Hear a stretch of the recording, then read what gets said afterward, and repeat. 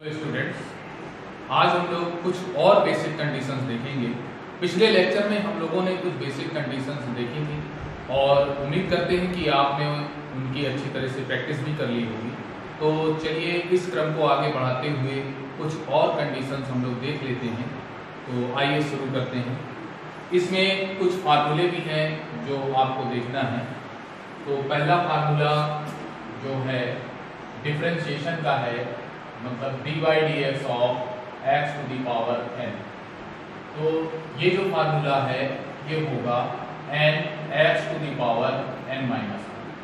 Differentiation को dy dx से denote करते हैं। डिफरेंशिएशन मतलब अवकलन, और जिसके रिस्पेक्ट में या जिसके सापेक्ष में हम लोग अवकलन करते हैं। तो मान लीजिए यहाँ पर हमें x के सापेक्ष अवकलन करना है तो d अपॉन dx लिखेंगे। y के सापेक्ष अवकलन करना है तो d बाई dy रखेंगे, और z अगर यहाँ पर लिखा हुआ है और हमें उसका डिफरेंशिएशन करना है z के रिस्पेक्ट में तो हम लोग d बाई dz लिखेंगे। इस डिफरेंशिएशन में क्या होता है कि जो पावर होती है वो पहले आ जाती है और पावर में एक घट जाता है। बस आपको इतना ही देखना है। इसका एक एग्जाम्पल भी देख लीजिए। यहाँ पर सपोज करिए कि ये ऐसे लिखा हुआ है, यानी कि d by dx of x to the power 4, d by dx of x to the power 4। तो देखिए इसका हमें डिफरेंशिएशन करना है तो पावर पहले आ जाएगी और पावर में एक घट जाएगा। तो ये हो जाएगा 4x टू दी पावर। ये आंसर हो गया, ये आंसर हो गया। अब न्यूमेरेटर में यदि x की वैल्यू दी गई है तो हम लोग यहाँ पर x की वैल्यू पुट करके सॉल्व करेंगे। चलिए अगला देखते हैं। d बाई dx ऑफ कोई भी कांस्टेंट हो, कांस्टेंट मींस 1 2 3 4 5 6 50 100 कुछ भी हो, उसका जो डिफरेंशिएशन होगा आपको 0 लिखना है।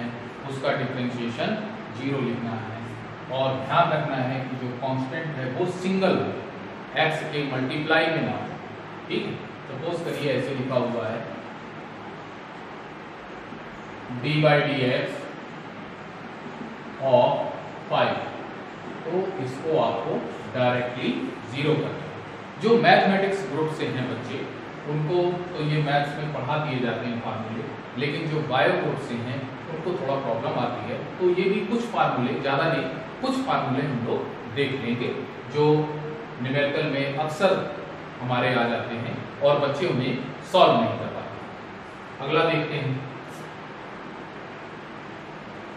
d by dx of log x, d by dx of log x। तो आपको सिंपली इसका कर देना है 1 अपॉन x। और देख लेते हैं d by dx of sin x, इसका हम लोग कर देंगे cos x। अगला 5वें नंबर का जो फार्मूला है d by dx of cos x, तो इसको कर देंगे माइनस का sin x। देखिए c से याद रखिएगा, अगर डिफरेंशिएशन में ये c मिल जाए ना, cos x हो, मान लीजिए cos x भी होता है, तो उसमें अगर c जितने भी होते हैं उनमें माइनस आ जाता है, ये ध्यान रखिए। तो d by dx cos x है तो इसका हो गया माइनस का sin x। और चलते हैं अगले में। सपोज करिए ऐसे लिखा हो d by dx of under root x हो, तो इसको सबसे पहले हम लोग इसको सॉल्व करेंगे। हमने पिछले लेक्चर में देखा था कि एक कंडीशन देखी थी, अंडर रूट a, उसकी वैल्यू आई थी a to the power half. तो जिसमें भी अंडर रूट लगा हो आपको पावर में हाफ लगा देना, तो ये हो जाएगा पावर 1/2। अब इस फार्मूले को हम लोग, जब हमने इसको सिंप्लीफाई कर लिया, तो इसको भी नंबर 1 फार्मूले की तरह हम लोग इसको सॉल्व करेंगे। आइए सॉल्व करके भी इसको देख लेते हैं। इसको सॉल्व करके देखते हैं। तो देखिए पावर पहले आएगी और पावर में एक घट जाएगा, तो ये हो जाएगा हमारा d बाई dx तो हट जाएगा। देखिए जब हम डिफरेंशिएशन करते हैं तो जब हम फार्मूला लगाते हैं तो d बाई dx हमको हटा देना, d बाई dx हमको हटा देना। तो इसमें पावर पहले आएगी तो 1/2 और पावर में एक घट जाएगा, तो x to the power half -1 हो जाएगा। ये हो जाएगा हमारा 1/2 x टू दी पावर, इसको सॉल्व कर लेते हैं। तो 2 एकम 2, 2 में से 1 चला गया माइनस का 1 और नीचे आपका 2 हो गया। ये तो सिंपली भिन्न है, आप इसको हल कर सकते हैं पावर। अब देखिए अंश में हमारी जो घात है वो माइनस में है। अब इसको हमें क्या करना है, हर में लाना है। तो हमको अच्छी तरह से पता है, हमने बेसिक कंडीशन में देख लिया था कि जो पावर है यदि अंश में माइनस है तो हर में जाएगा तो प्लस हो जाएगा, और यदि अंश में प्लस है तो माइनस हो जाएगा। कहने का मतलब ये है कि जो चिन्ह होता है वो चेंज हो जाता है। यदि प्लस है तो माइनस, माइनस है तो प्लस।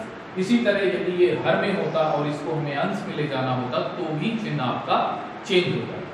तो आइए अब इसको हम नीचे लाएंगे।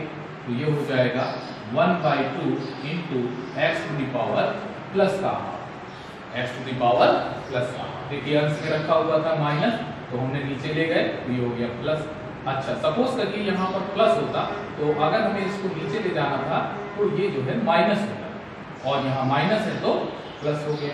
बिल्कुल हम लोग जीरो से स्टार्ट कर रहे हैं, बिल्कुल जीरो से स्टार्ट कर रहे हैं। आपको आता है बहुत अच्छी बात है, और यदि नहीं आता तो आप लोग इनको अच्छी तरह से देखिए। ये हो गया 1/2। अब हम लोगों को पता है कि यदि जैसे x है इसकी पावर हाफ लगी हुई है तो इसको हम लोग क्या लिख सकते हैं, √x। तो ये हो गया हमारा √x। ऐसे इसको तो सॉल्व कर लेंगे। चलिए अब कुछ और फार्मूले देखते हैं। जब ये फार्मूले आपको अच्छी तरीके से लर्न हो जाएंगे फिर देखिए आप कितने इजीली तरीके से किसी भी न्यूमेरिकल को सॉल्व कर सकते हैं।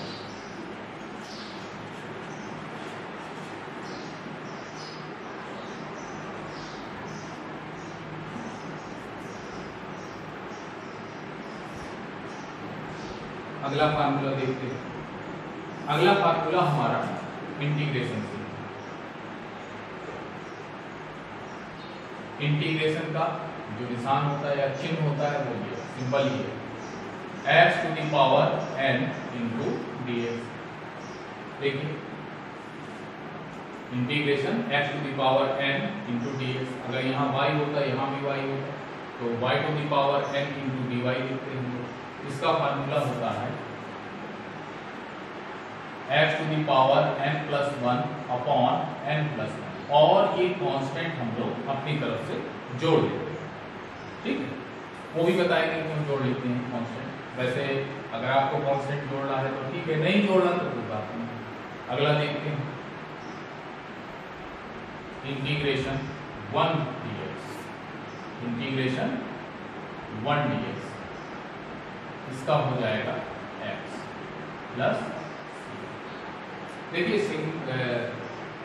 अगर 1 है तो x हम लोग कर देंगे। सपोज करिए अगर 5 होता तब हम क्या करते, तो आइए इसको देख लें। सपोज करिए इंटीग्रेशन 5x 5 होता तब हम लोग क्या करते, तब आप क्या करेंगे, इस 5 को इंटीग्रेशन के बाहर ले आएंगे। 5 अब ये 1 हो जाएगा इंटू dx। देखिए 5 इंटू 1 = 5। अब देखिए क्योंकि हमें 1 का पता है, 1 का होता है x। अब इसको हम लोग सॉल्व कर लेंगे। ये हो जाएगा 5x और प्लस ये कांस्टेंट c कांस्टेंट हम अपनी तरफ से जोड़ते हैं। इसमें आपको किसी भी तरह की कोई प्रॉब्लम नहीं आना चाहिए। आप लिखते हैं तो ठीक है, नहीं तो कोई बात नहीं, लिख देंगे तो अच्छा। 5x plus c। अगला देखते हैं। अगले में हम लोग कुछ दशमलव वाले देखें। सपोज करिए ऐसे लिखा होगा, मिल गया 2.345 गुणे 10 की घाते मान लीजिए मिल गया 5। आप इसको अच्छी तरह से समझ लें, ये न्यूमेरिकल में बहुत आता है, क्योंकि हमारी बुक में तो आंसर कुछ और दिया होता है, बुक में तो आंसर कुछ और दिया होता है, लेकिन हम लोगों का जो आंसर आता है वो बुक से टैली नहीं करता। तो उसका मेन कारण है कि हमको दशमलव को आगे ले जाना और उसको पीछे ले जाना, ये नहीं आता। तो इसको ध्यान से समझिए। सपोज करिए जो बुक में आंसर दे रहा है वो ये दे रहा है 23.456 इंटू 10 टू द पावर 4। ये सपोज करिए बुक में आंसर आ रहा है, लेकिन जो हमारा आंसर आ रहा है तो ये आ रहा है। हमारा आंसर ये आ रहा है। तो बच्चे इसमें कंफ्यूज हो जाते हैं, तो अब आपको कंफ्यूज होने की जरूरत नहीं है। अब हम लोग दशमलव को ध्यान से समझेंगे। देखिए आंसर तो ये भी सही है, अगर आपका आंसर ये आ रहा है तो भी सही है, बुक में आ रहा है ये तो भी सही है, ये दोनों आंसर सही है। लेकिन अब हमको बुक की तरह इस आंसर को लाना है, तो हम एक चीज आप समझ लेंगे कि दशमलव को जितने अंक हम पीछे ले जाएंगे, दशमलव को जितने अंक पीछे ले जाएंगे उतना ही घात में माइनस कर देंगे, और दशमलव को जितने अंक आगे ले जाएंगे, दशमलव को जितने अंक आगे ले जाएंगे उतना ही आपको पावर में 10 की घातों में प्लस कर देंगे, और यदि पीछे ले जाते हैं तो उतना ही हमको माइनस कर देंगे। अब देखिए हमारा आंसर आ रहा था ये 23.456 गुणे 10 की घाते 4। तो यहाँ पर जो दशमलव है वो एक अंक पीछे गया है, इसमें दशमलव यहाँ था ना, ये दशमलव यहाँ पर था, अब ये क्या हुआ, एक अंक पीछे गया, तो हम लोग क्या कर देंगे, पावर में एक माइनस कर देंगे। तो ये हो जाएगा हमारा 23.456 into 10 to the power 5 minus 1। ये हो गया हमारा 23.456 इंटू 10 टू द पावर 4। ये देखिए ये हमारा आंसर है। एक और देख लेते हैं।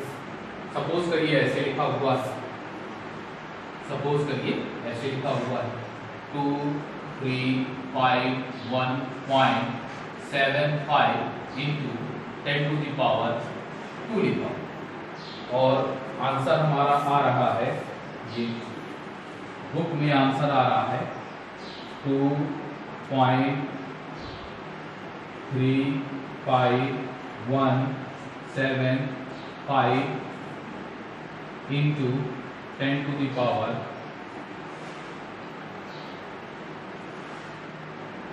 5। बुक में आंसर ये दे रहा है, बुक में आंसर ये दे रहा है।